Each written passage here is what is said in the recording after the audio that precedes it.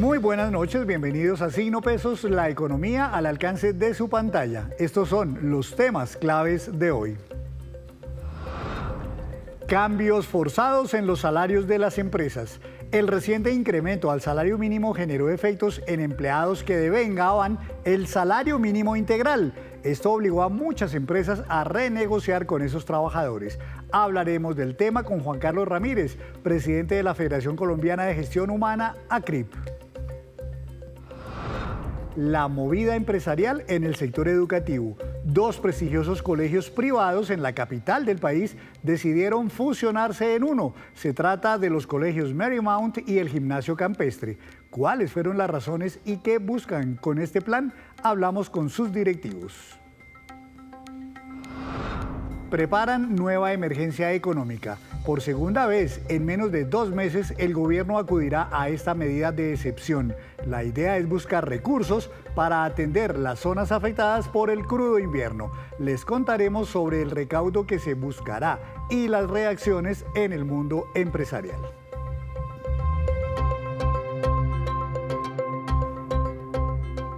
Y comenzamos esta emisión de Signo Pesos hablando de un tema que muchas personas, inclusive el mismo gobierno, no previeron a finales del año pasado cuando se decretó el reajuste al salario mínimo, pero que se convirtió de inmediato en una preocupación para muchas empresas. Hablo de los efectos que ese reajuste tuvo en el salario mínimo integral. Saludo al doctor Juan Carlos Ramírez, presidente de la Federación Colombiana de Gestión Humana, ACRIP. Doctor Ramírez, bienvenido a Signo Pesos. Buenas noches. Hola Henry, muchas gracias por convocarme nuevamente.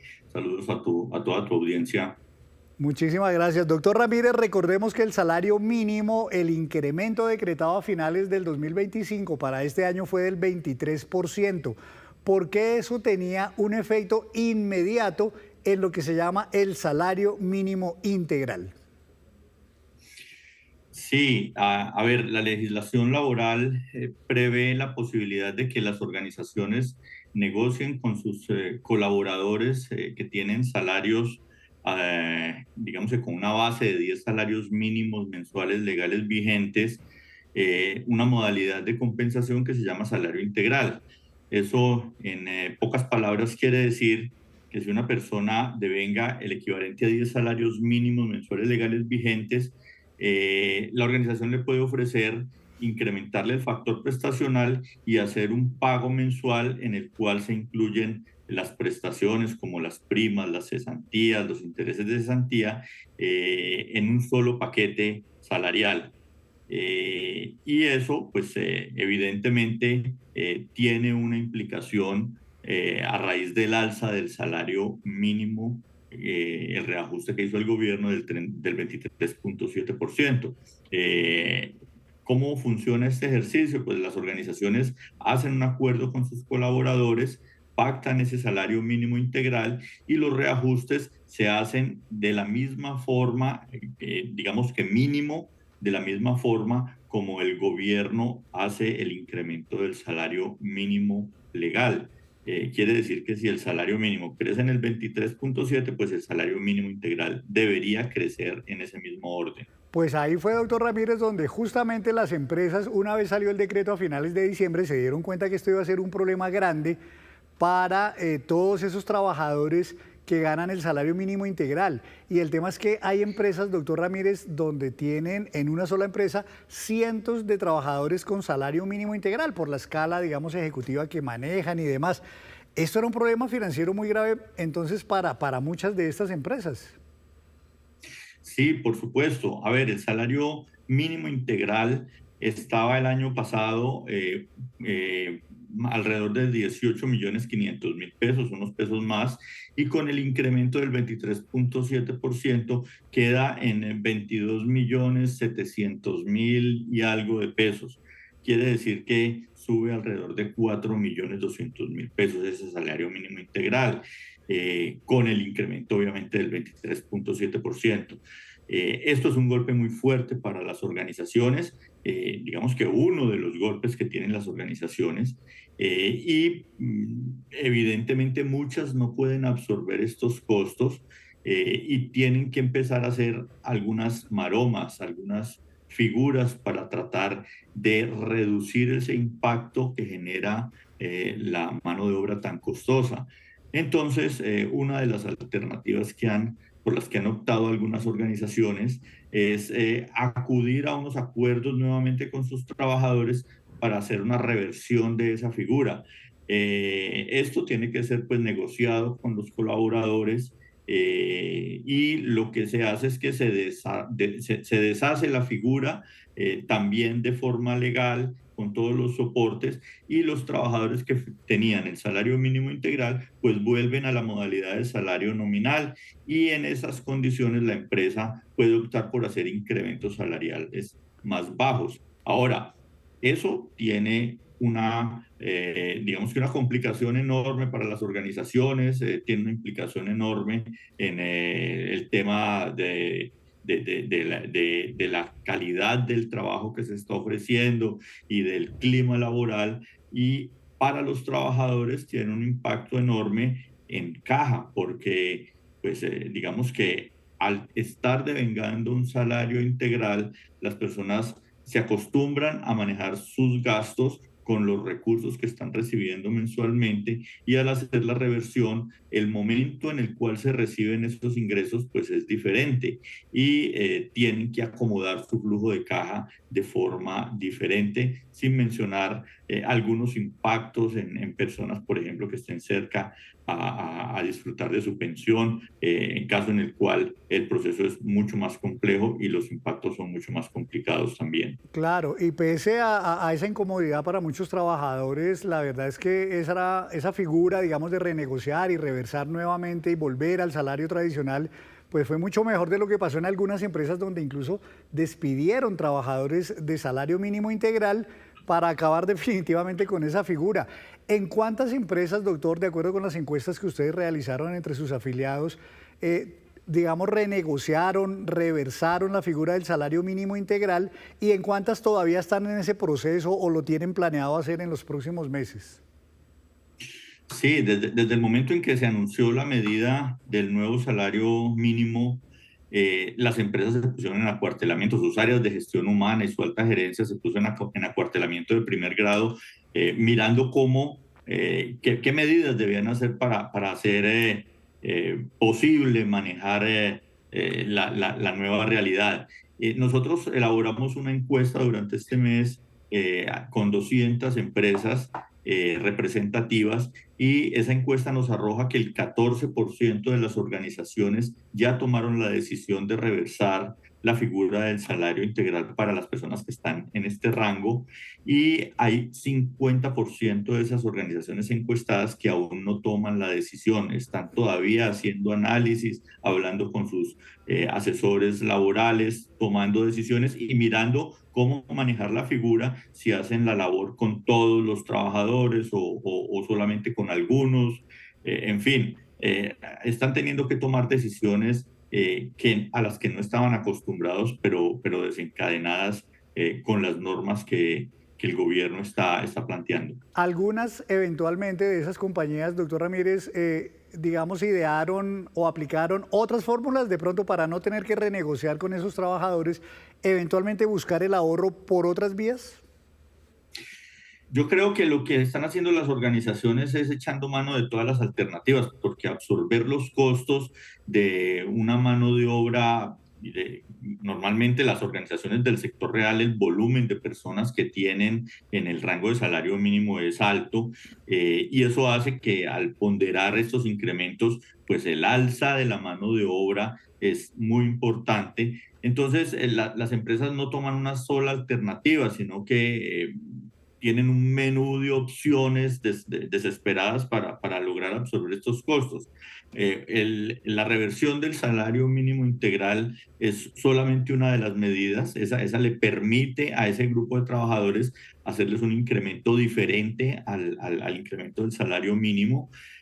Hay otras organizaciones que solamente incrementaron el salario mínimo en las condiciones en que el gobierno lo determinó, pero más allá de ese rango, pues optaron por un incremento diferente, o algunas incluso optaron por no hacer incrementos. Nosotros hemos visto incluso que hay un porcentaje importante de organizaciones que están tomando acciones para tratar de automatizar procesos y de esa forma poder reducir mano de obra. En fin, ahí están haciendo esfuerzos para lograr dar con el número que les permita hacerse viables y, por ejemplo, si se trata de organizaciones que tienen algún tipo de proceso de exportación, pues que les permita seguir compitiendo en el mercado internacional con las condiciones que tenemos en este momento, porque además hay una especie de tormenta perfecta, un Claro. incremento de costos a nivel nacional por la mano de obra,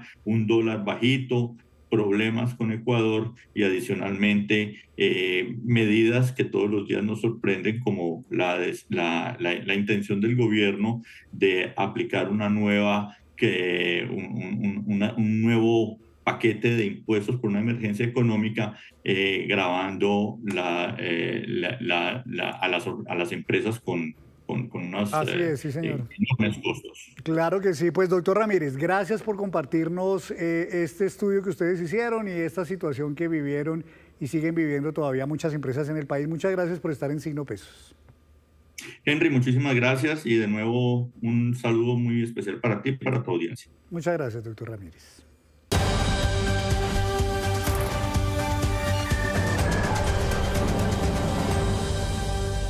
La movida empresarial de hoy corre por cuenta del sector educativo porque dos prestigiosos colegios privados de la capital del país, el Marymount y el Gimnasio Campestre, decidieron fusionarse. Carlos Barragán nos cuenta los detalles, comenzando por el nombre que llevarán desde ahora. Carlos, adelante con su reporte. Hola, ¿qué tal? Pues llevará el nombre de los dos colegios. Se trata del Gimnasio Marymount Campestre, sin duda alguna, una de las noticias más importantes del sector educativo en este 2026. Hablamos con el director general de la nueva institución, el doctor Juan Antonio Casas Pardo, a propósito del cronograma que se llevará a cabo para la fusión de los dos colegios. Nuestro cronograma empieza en agosto de 2026. La integración va a demorarse 3 años. Empieza con un año que es el año académico 2026-2027, donde vamos a estar haciendo básicamente planeación sin cambiar todavía el trabajo de ninguno de los dos colegios. Y el año 2027 ya empieza para nosotros con una integración progresiva de los dos colegios. Y lo hemos diseñado así para poder, primero, cuidar a las comunidades, que nuestro tránsito sea amable y cuidadoso con los niños y las niñas, que es lo más importante de todo. Y en segundo lugar, que los equipos de los dos colegios pues, puedan contribuir en la creación de la nueva propuesta. El anuncio de la creación del nuevo colegio Gimnasio Marymount Campestre pues tiene detalles de seriedad y de responsabilidad. Por eso le preguntamos al doctor Casas qué llevó a las directivas de estas dos instituciones a fusionarse. La revisión de nuestra experiencia, básicamente.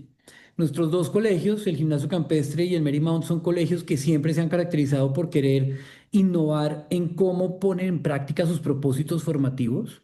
Somos colegios que tenemos muy claro por qué queremos educar y nos estamos preguntando todo el tiempo cómo traemos esas ideas a la práctica de la mejor manera para el momento que estamos viviendo.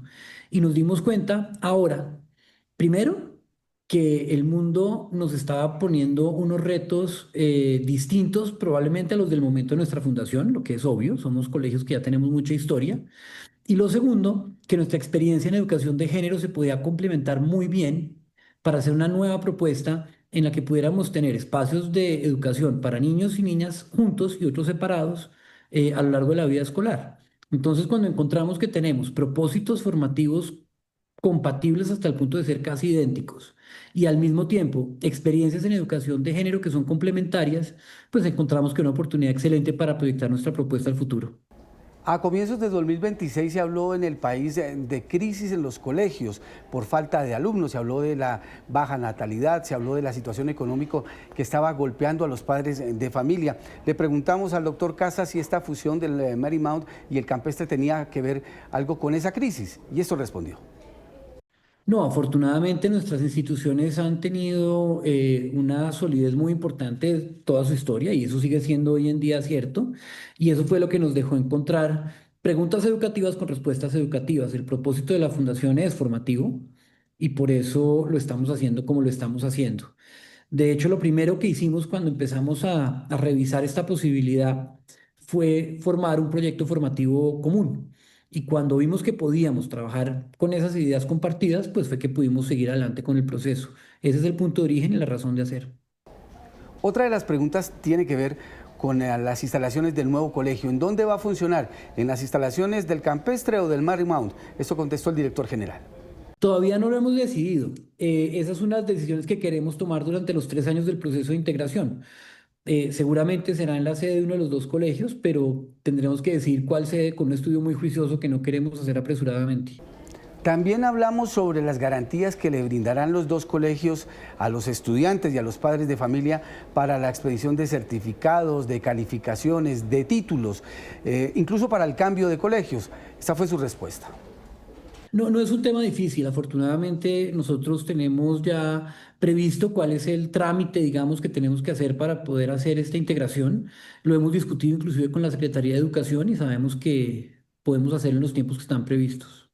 Hablamos también de la planta de alumnos, es decir, con cuántos estudiantes contará el nuevo Marymount Campestre. Hoy en día somos una organización de 1.450 estudiantes, más o menos, entre los dos colegios combinados. La idea es que lleguemos a un número un poquito más bajo. Nos parece que ese número es alto y estamos previendo que el número ideal será alrededor de los 1.200 estudiantes, pero nuevamente esa es una cifra que se debe alcanzar con el paso del tiempo. Cuando se habla del Marymount y del Campestre se habla de historia, de identidad y de visión formativa.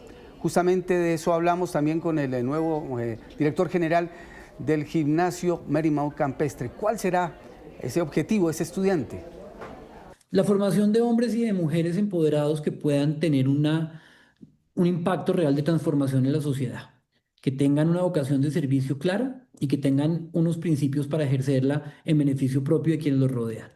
Eso es lo que siempre ha querido el gimnasio campestre, lo que siempre ha querido el Marymount y hoy en día creemos que lo podemos hacer mejor juntos. El Campestre es un colegio masculino, el Marymount es un colegio femenino. Le preguntamos al director general cómo fue recibida esta noticia en los estudiantes de ambos colegios. Realmente han sido unos días muy felices y de mucha ilusión en el colegio, en los dos colegios, claro, también de mucha incertidumbre por el cambio en el que estamos entrando, pero tenemos dos comunidades muy fuertes que estamos seguros van a contribuir a crear cosas muy importantes para la educación colombiana. Él es el doctor Juan Antonio Casas Pardo, director general del gimnasio Marymount Campestre, el nuevo colegio que busca ser un modelo de formación educativa en Colombia. Gracias a Carlos Barragán y al doctor Casas. Hora de hacer una breve pausa, pero cuando regresemos espere quiénes son los ejecutivos más innovadores en las grandes compañías de Estados Unidos. Ya nos vemos.